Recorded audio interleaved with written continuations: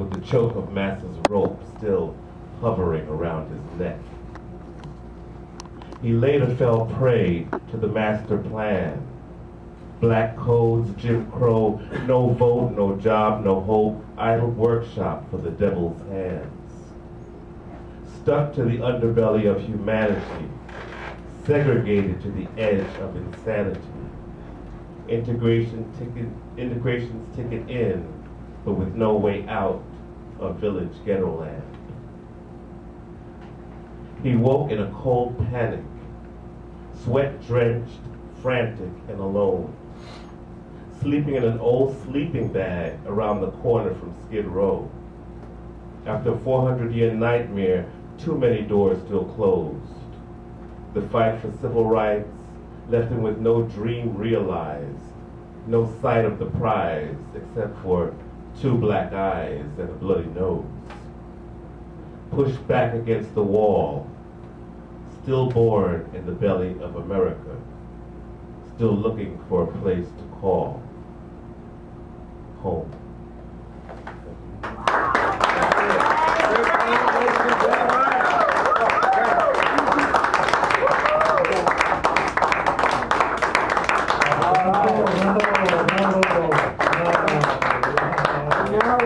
Thank you so much. And now, the gentle mercies of a quiet, soft-spoken young individual. Mr. Richard Sanderell, kindly take the mic and ignore me, please. Oh. I thought you were talking about somebody else. I thought I was too, but then I'm schizophrenic. I could be talking about someone else, but I wouldn't know it. Well, Or I wouldn't tell you. You're in the flowers. And then David, you're in the mini, and then we have Eddie and Garrett after that. And if someone hasn't read this evening, please let me know at some point because we may have enough time to do that. I don't know if everybody's aware that the scientists have said we are officially now in the 6th extinction. So I thought that was kind of curious. Anyway, welcome to your 6th extinction. After what the Hopi call the gourd of ashes appears in the Usa's desert and Japan, the Hopi elders know it is time to tell the world, as many indigenous elders have been and still are trying to tell us, the time's ending and why. Because of Sky God? No, because of men. You know, the ones that keep telling everyone how intelligent it is. Coyote howls, falls down in gut-wrenching laughter at this alert. Check to see if there's a doctor in the house. One may need to be called in for Coyote. Scientists have said that we are on the edge of the 6th extinction. One wonders how many warnings must be given to two-legged forked tongue as to what this means. It must be put in such convoluted and twisted logic that the two-legged just gives up and says it's just too damn complicated. But, it must be so after all. Aren't the two-legged intelligent and educated? Truth is truth, convoluted or twisted or not. Most just aren't listening. And Coyote wonders why they think he's the fool. Now scientists say that we are at the 6th extinction, which may include us, as we know ourselves. Remember, dinosaurs became birds. Chaos is what brought us in, and that chaos, our own chaos, is what's going to take us out. Most seem incapable of really dealing with it. They tell me that don't bother me, it's another beautiful day. So I guess it's time to party down like it's 1491 and get out there and do the 6th extinction dance.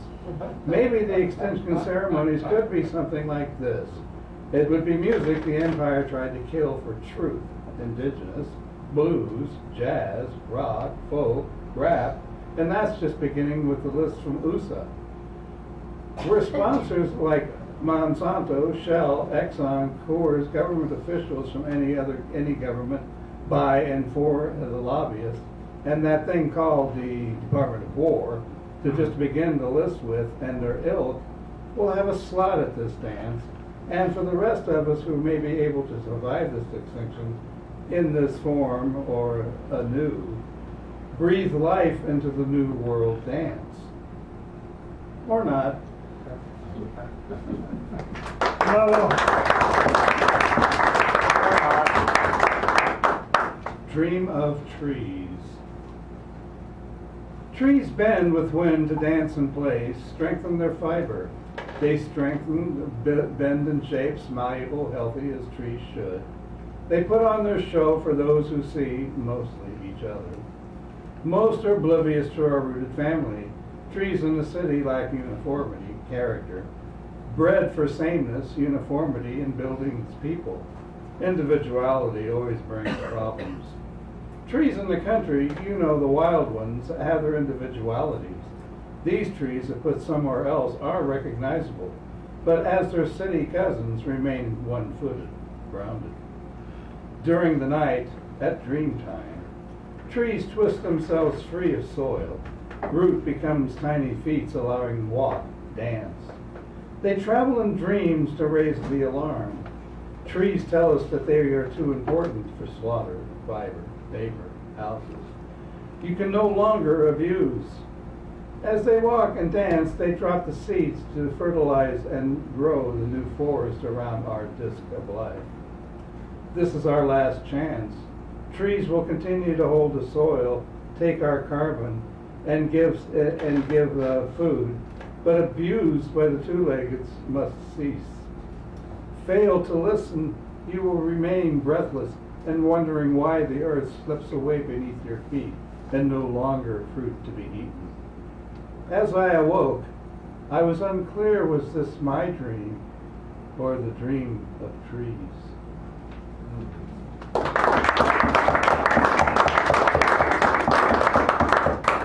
And a short one called Night Gives Up Its Right. Night gives up its right to day. Day gives its way to the beat, heat. Winds born makes the world dance, leading to trances where clouds and fogs informs the mind. Colors of day brighten world and soul. The drum is beaten in spirit, heartbeat, rhythms. People work to these beats, others dance in joy. The drum gives pace to day, reason to shake your hips and move your lips in song of ecstasy. Love in sunshine and fog. After a while, the day becomes sweaty and tired and begins to dim, racing toward night where night people begin their day. For the others, they just go into night.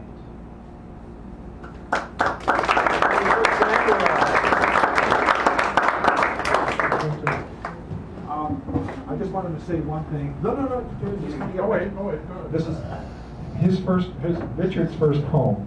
Made me think of a very short one that I wrote. It's a haiku, and I love it. He'll appreciate it. I hope you will. Goes like this. Haiku. This world's ending,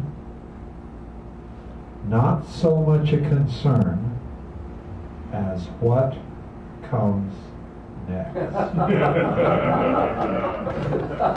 Now we have Nathan giving us our mini.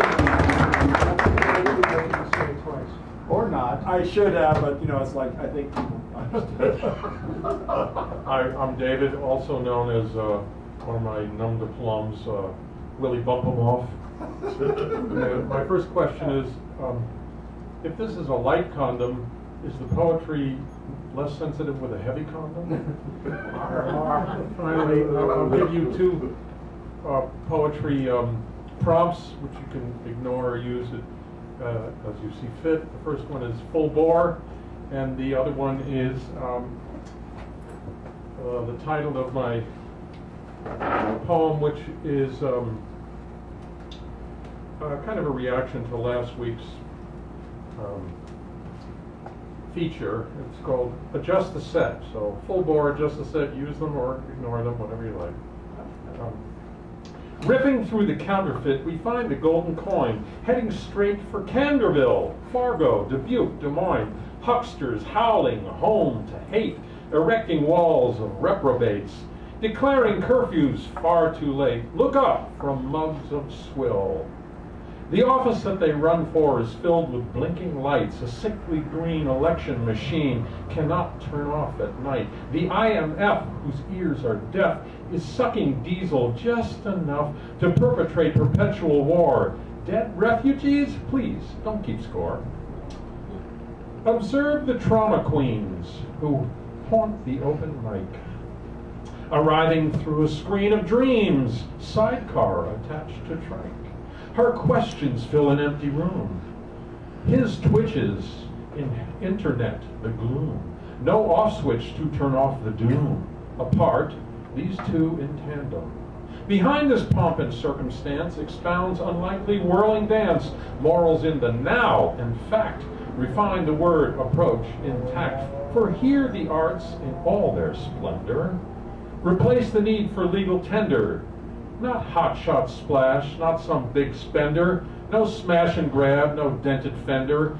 Approach the couplet, drink the muse, calibrate the abstract blues, unlock the bars and voting booth, while blackest night absorbs the truth. Diversity, the nation's solve, prevents it from splitting in half. Speech free, so too, assembly, strength rooted in this family tree.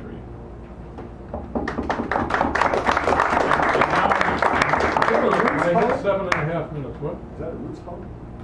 Oh, yeah, that's a roots poem. Okay. So I'm going to segue to the exploits of the incomparable Mullah Nasruddin by Idris Shah.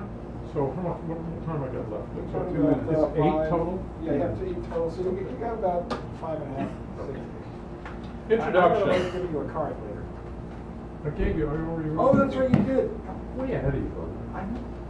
Many countries claim Mullah Nasruddin as a native, though few have gone so far as Turkey in exhibiting his grave and holding an annual Nasruddin festival when people dress up and enact the famous jokes as Ekishehir, the reputed place of his birth. The Greeks, who adopted few things from the Turks, regard Nasruddin's quips as part of their own folklore. In the Middle Ages, Nasruddin tales were widely used to deride odious authority. In more recent times, the mullah became a people's hero of the Soviet Union, when a film depicted him as scoring again and again off the wicked capitalist rulers of the country. Nasruddin shades off into the Arab figure of Joha and reappears in the folklore of Sicily. Stories attributed in Central Asia to the corpus are found applied to Baldakiev in Russia, in Don Quixote, even in the oldest French book, The Fables of Marie de France. The mullah is variously referred to as very stupid, improbably clever, the possessor of mystical secrets.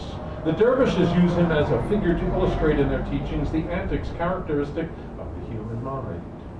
Such is the resilience of Nasruddin that Republican Turkey, where the dervish orders were suppressed 40 years ago, publishes booklets about him as part of their tourist activity. Scholars have used a great deal of ink on Nasruddin, though traditionally he had little time for them, because the mullah is reported to have said, "I am upside down in this life." Some have gone so far as to invert the reputed date of his death, trying to find the truth about the matter. The Sufis, who believe that deep intuition is the only real guide to knowledge, use these stories almost like exercises. They ask people to choose a few which especially appeal to them, and then turn them over in the mind, making them their own. Teaching masters of the dervishes say that in this way a breakthrough into higher wisdom can be effected. But the Sufis concur with those who are not following a mystic way that everyone can do with the Nasruddin tales what people have done through the centuries. Enjoy them. First things first. To the Sufi, perhaps the greatest absurdity in life is the way in which people strive for things, such as knowledge, without the basic equipment for acquiring them. They have assumed that all they need is 2 eyes, a nose, and a mouth, as Nasruddin says. In Sufism, a person cannot learn until he is in a state in which he can perceive what he is learning and what it means. Nasruddin went one day to a well in order to teach this point to a disciple who wanted to know the truth. With him, he took the disciple and a pitcher. The mullah drew a bucket of water and poured it into his pitcher. Then he drew another and poured it in. As he was pouring in the third, the disciple could not contain himself any longer. "Mullah, the water is running out. There's no bottom in that pitcher." Nasruddin looked at him indignantly. I am trying to fill the pitcher in order to see when it is full. My eyes are fixed upon the neck, not the bottom. When I see the water rise to the neck, the pitcher will be full. What has the bottom got to do with it? When I am interested in the bottom of the pitcher, then only will I look at it. This is why Sufis do not speak about profound things to people who are not prepared to cultivate the power of learning, something which can only be taught by a teacher to someone who is sufficiently enlightened to say, teach me how to learn. There's a Sufi saying, ignorance is pride, and pride is ignorance. The man who says, I don't have to be taught how to learn, is proud and ignorant. Nasruddin was illustrating in this story the identity of these two states, which ordinary humankind considers to be two different things. In accordance with the technique known as opprobrium, Nasruddin was acting the part of the ignorant man in his picture charade.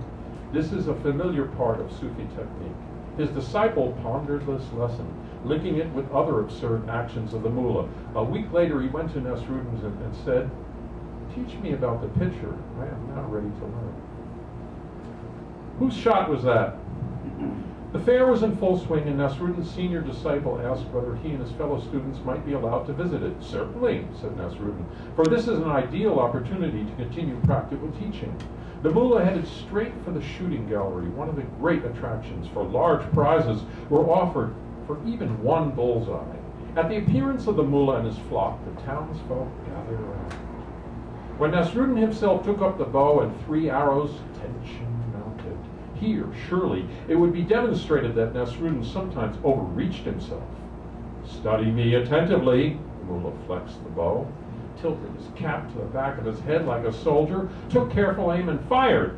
The arrow went very wide of the mark. Wow! There was a roar of derision from the crowd, and Nasruddin's pupils stirred uneasily, muttering to one another.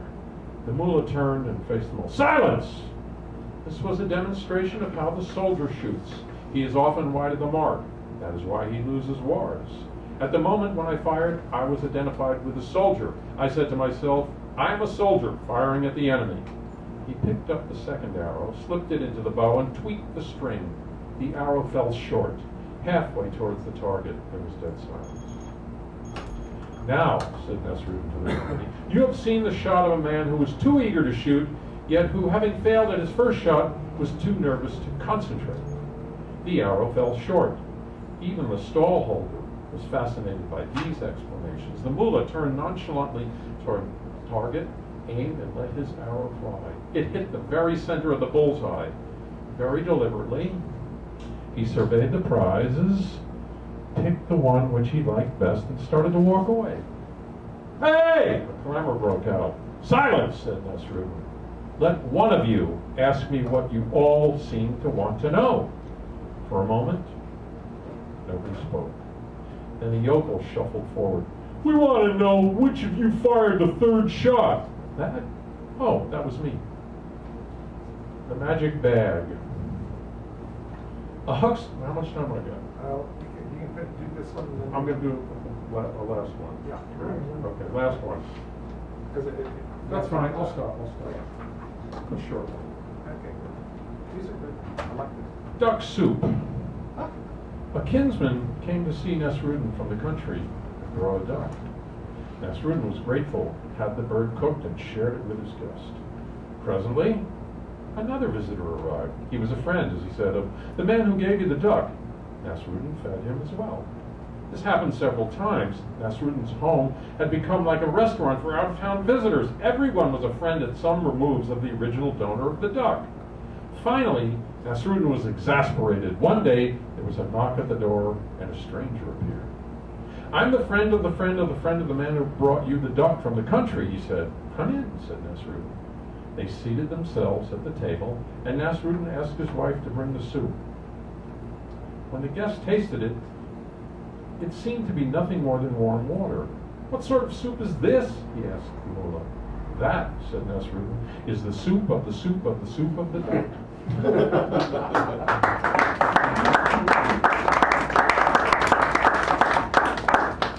Thank you, David Erdreich, for a nice mini.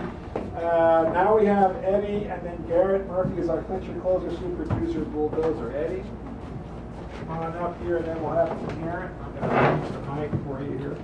And we'll take care of those fabulous door prizes that we've all heard tell of. Make sure this is right for you.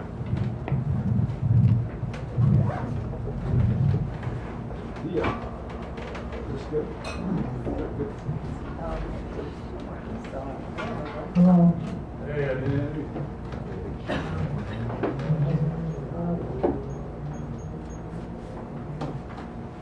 It's called through the wormhole. You live your life in your own cracked lens, and you claim that you have 1,000 virtual friends. You text and you download, and your life's a big joke, and your virtual friends wouldn't care if you croaked.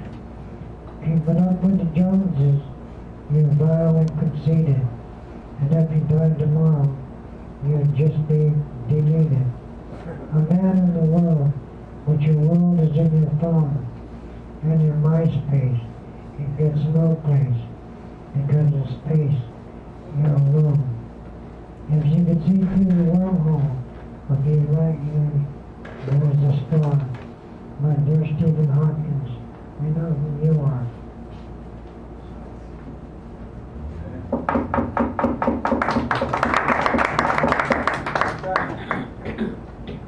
This is called Dreams of You. If I could have 1,000 dreams, and just one would come true, I'd concentrate on one the most, the dream I have of you. I guess it's just my frame of mind, but the picture seems so clear. I feel a loss of self-control whenever you are near. I feel the chill that lovers feel when Cupid pulls his bow, and I know the pain one can't explain to be the only one to know. If I could have 1,000 dreams and just one would come true, I would hold it down with all my might, the dream I have of you. If you could have 1,000 dreams and I was part of one, your single dream would surely mean much more than to have none.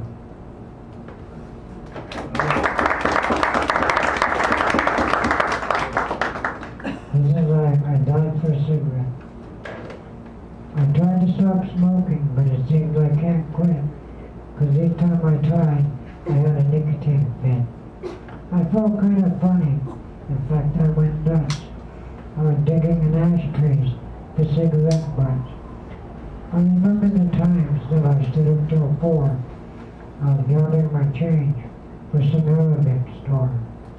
Now I lay here with cancer, with the guilt and regret that I ever lit up that first cigarette. One led to another, and soon it was packed, and I smoked like a train with my lungs on the tracks. I never would listen to the Surgeon General's warning, and I would light up another as I'd awaken each morning. I tried to stop smoking, but I couldn't stop the crave, and I died for a cigarette, should be written on my grave.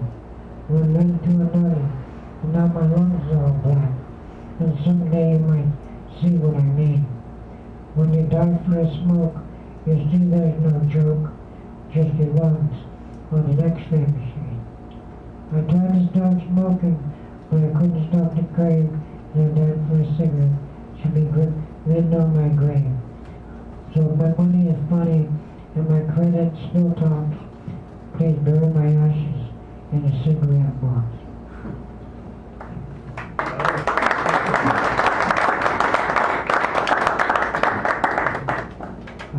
This is called acting normal. You'll be amazed at an early age when the actor's acting on an open stage. You'll find your lines and you'll lend your ears. You'll laugh, you'll cry, and you'll meet your peers. Just who is who you wish you knew, and you'll find some too hard to believe. And who are you? Is you act something new, or is there a trick or two stashed in your scheme? You'll be amazed at an early age that we are all born actors, and the world is our stage. You'll dress the part because you know in your heart you'll be called to the stage very informal. So for now, take a bow, because the world taught you how. We were born in this world acting normal. Thank you. Thank you, Eddie. Oh, I draw and I make posters. If anybody's interested, they want to look at some of my posters when this is over, you're welcome to look at my posters. Thank you. Take a look at it. It's a very nice art. Our clincher closer super duper bulldozer is Garrett Murphy. And then we'll take care of these fancy prizes, which I like to describe as designed with your mind in mind, as they say. Or our mind and yours. Thank you. Reminding minds later. All right. I don't mind. I don't mind. So if you want to... That's how to do that. What's your name? Oh, this is Garrett Murphy. Sorry. A classic, wonderful. Baloney for sale. Obama's been known. Kool-Aid again. The blue line's been shedding crocodile tears, playing sad songs on their millimeter vials about how they're now stuck by those they've long stuck. So he signs into law an Amber Alert for cops. Amber Alert for cops trust every oppressor to project themselves as victim as soon as they're exposed for what they perpetrated. We all know what the real victims would call this one. One would think that the lines wanted to hear salami, salami, bologna, they'd have enough sense to visit the corner meat market. Only problem is they'd have to point it out themselves, and that would mean exposing their own hyperbole, especially with the bologna. Oh, where are their mules for a red alert, or their rogues among their bunch, or missing alert for their own common sense?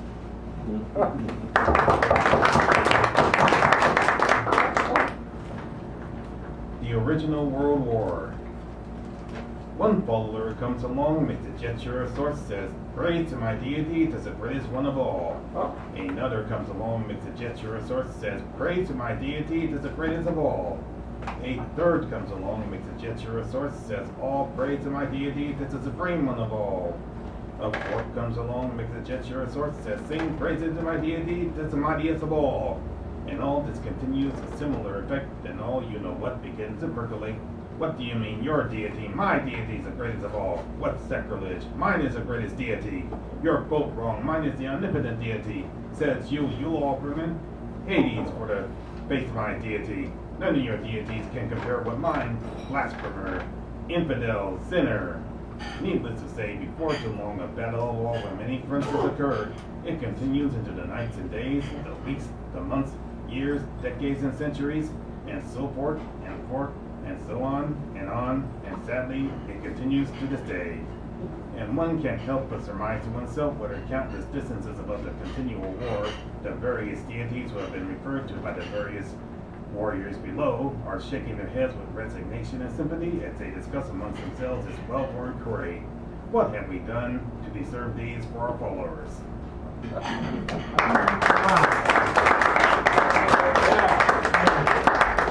Thank you, Garrett. So now we come to the final concluding portions of the show, where I take those prizes designed with your mind in mind and distribute them in a random sort of fashion. When you signed in, you put your name next to a number, and as you'll notice, these cards have numbers on them.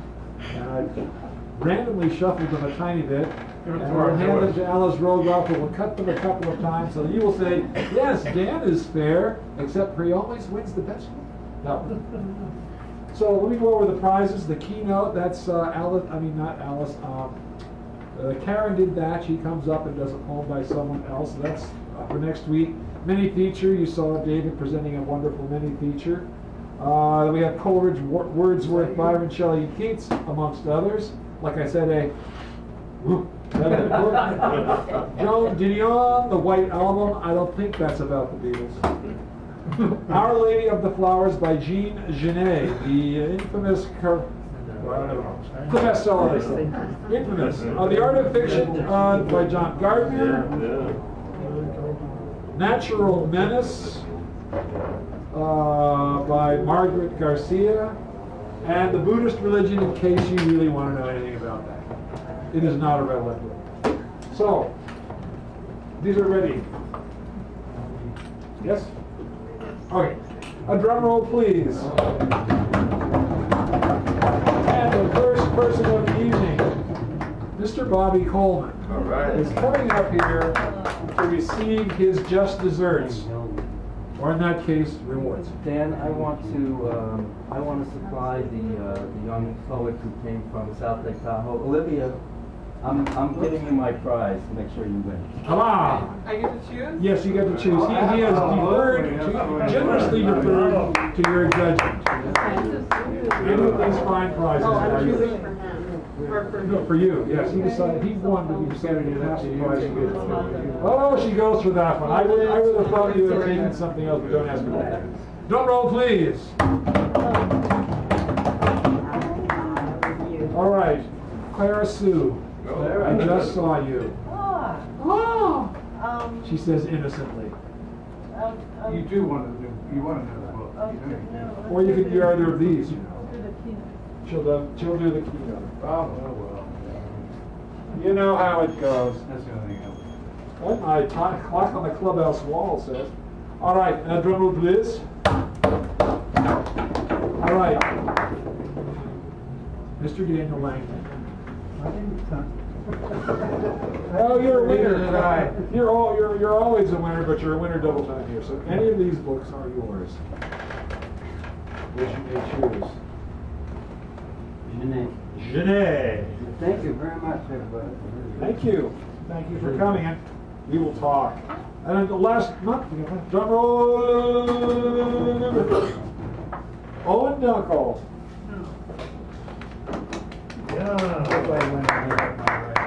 We understand.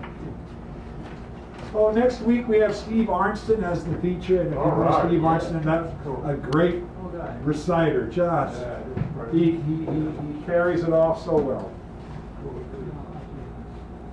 Joan Dion, thank you, and Garrett Murphy. Another fine chance for you to come up here and take something you like. Now, if you're going to be here next week, you can do this. Okay. Anyone is yours, or you may decide. There you go. Our next winner, Cesar. Yeah. Cesar Love. All right. Any of these three can be yours. See, I always try to figure out what a person is going to take when I know them and like that. See, you surprised me. I didn't think you were going to know. I had no idea, but that's a problem. Oh, you surprised me. There we go. This is Richards, and he decided to. He told me he gave me some instructions. I can't remember what he said. Okay, so Karen, she's not here at the moment. And James.